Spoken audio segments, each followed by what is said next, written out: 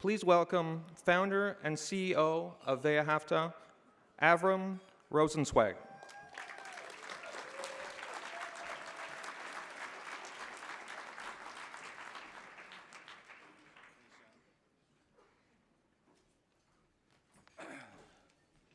Hi, good evening.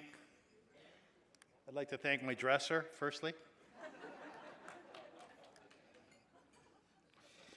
Ladies and gentlemen, I'd like to welcome each and every one of you. I'd like to say all the auspicious people in the room this evening. And of course, that means each and every one of you who are here, because you are here for a particular reason. You found that there's something about Wehrhafte whereby you decided to allocate some of your tzedakah funds to the Tikkun Olam work that we do. You decided that somewhere along the lines that you were going to allocate some of the time in your schedule and become a volunteer for chesed, for kindness, for doing good. And you started to work together with us, whether it be our Wehrhafte Street Academy, our MJRH program, Mobile Jewish Response to the Homeless, or perhaps some of the international programs that we used to do and that we did aplenty, and where there was tremendous success. I want to welcome our special guest this evening, Ruth Messinger. Where's Ruth? You want to stand for a sec, Ruth?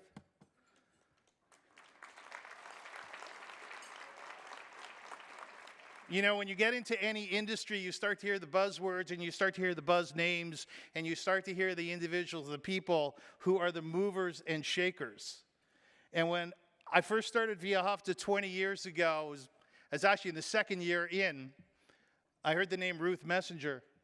And I started to work together with her as we did the American Jewish Joint Distribution Committee and other organizations around North America. And to have her here this evening and to have the opportunity to honor her is a very, very beautiful and special thing, because this person, this woman, has done unbelievable things for the Jewish people and the world in which we live. And of course, you'll hear from her shortly, but I would ask you all to give her a big applause right now.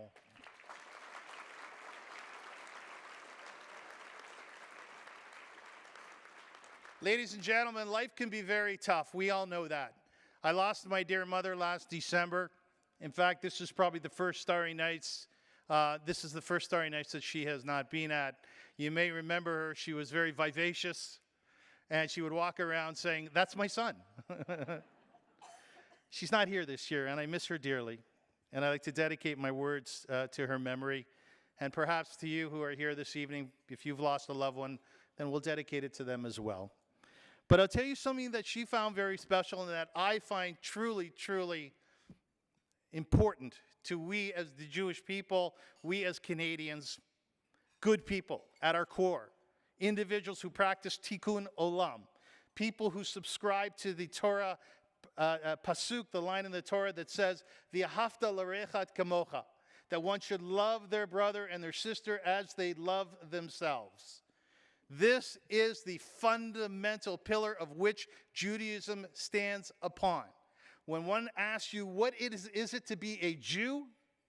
The response is, it is to care. It is to be empathetic. You know, to the extent that we say, somewhat tongue-in-cheek, we actually question a person's Judaism if they don't care about somebody else.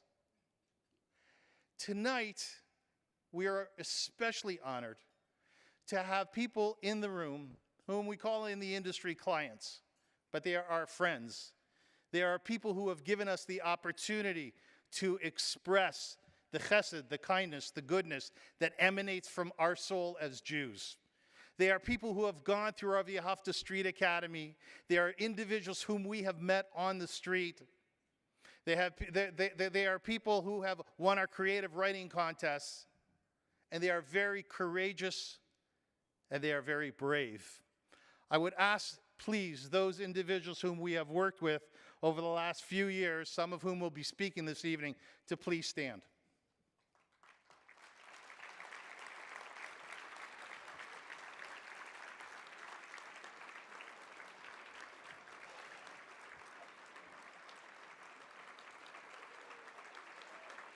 There they are. Way to go.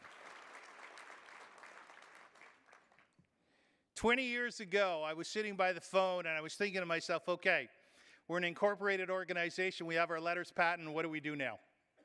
I was waiting for the phone to ring, metaphorically. A project came to us, delivered to us by Dr. Michael Silverman, who is now world-renowned, in part for the work that he has done together with us in places like Zimbabwe and Guyana.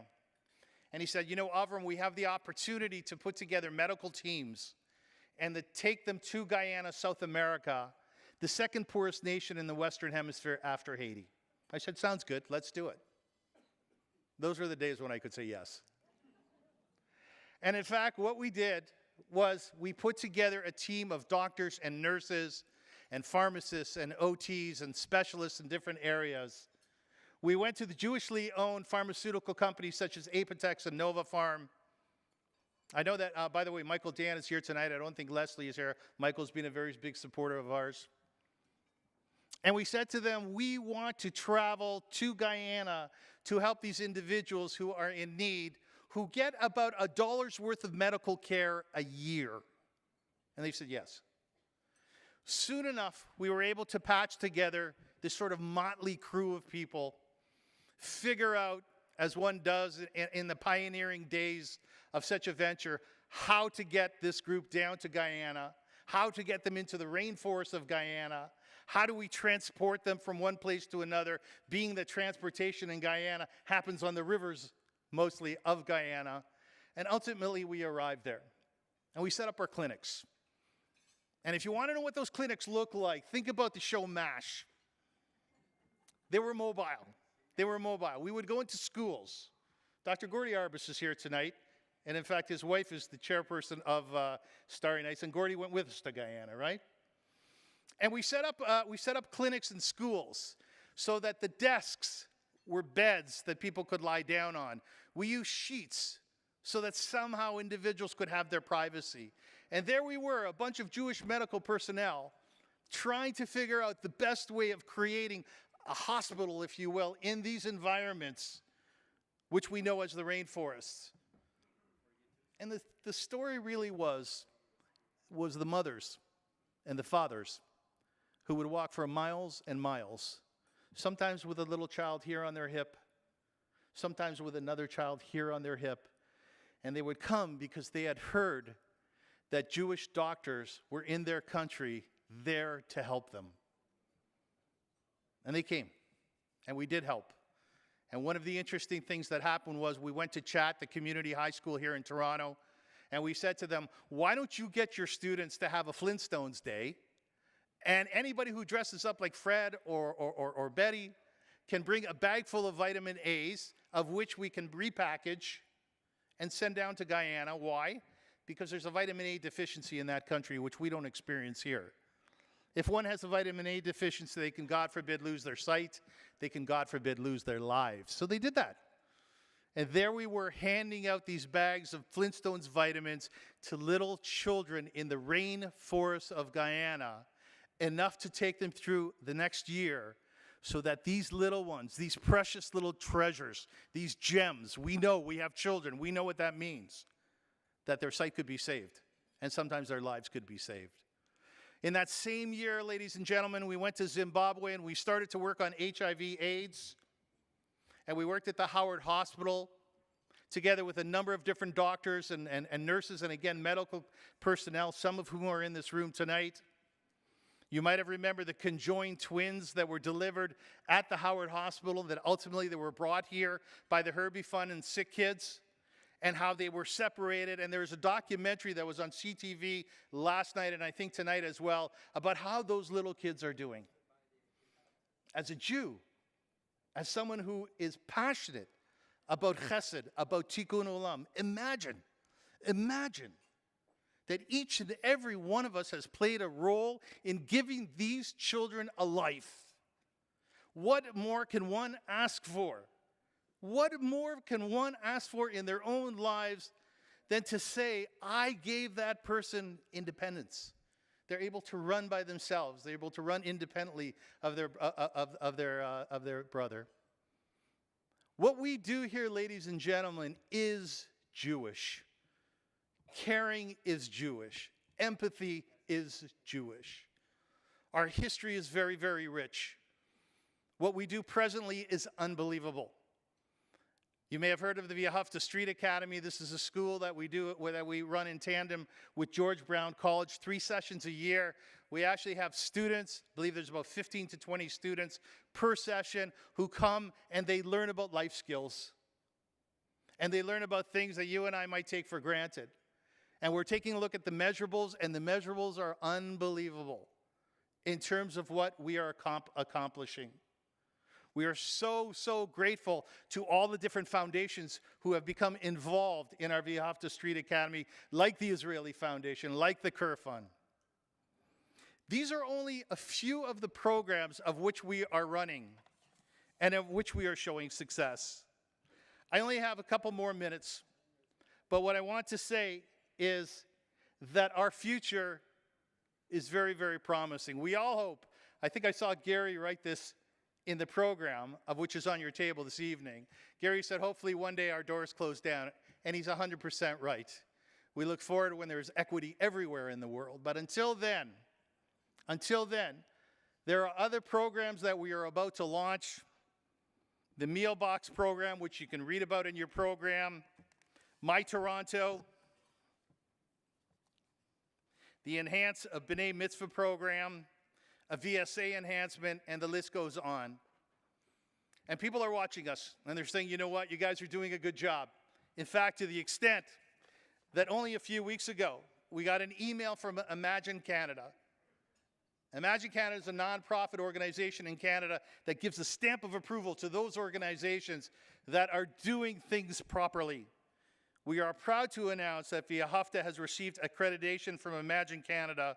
The Standards Program Award accreditation is awarded to Canadian nonprofits that demonstrate excellence in 5 areas: board governance, financial accountability, transparency, fundraising, staff management, and volunteer involvement. V'ahavta has been working towards this achievement for the past few years.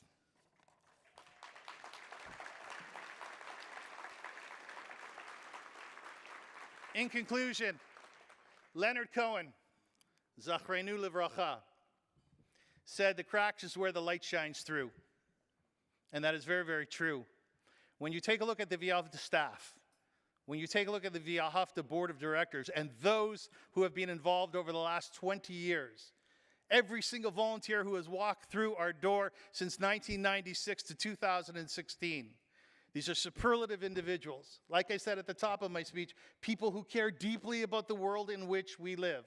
Individuals who go to bed at night saying, you know what am I going to do tomorrow for at least one of those 230,000 homeless people living on the street? What issue am I going to take on so that Tikkun Olam is as important to me as my own personal financial investments? What am I going to do to make this world better in the very short time that we're here on planet Earth? This is V'ahavta, my friends. This is the mishpacha. This is the family of which we call V'ahavta. And I'm here tonight to thank you so much for being part of this dream, part of this movement, part of an organization that I think really sets the tone for something very special, not only in Toronto, not only in Ontario, not only in our beautiful country of Canada, but in North America and throughout the world. You are doing a wonderful job, and we all look forward to working together with you over the coming years.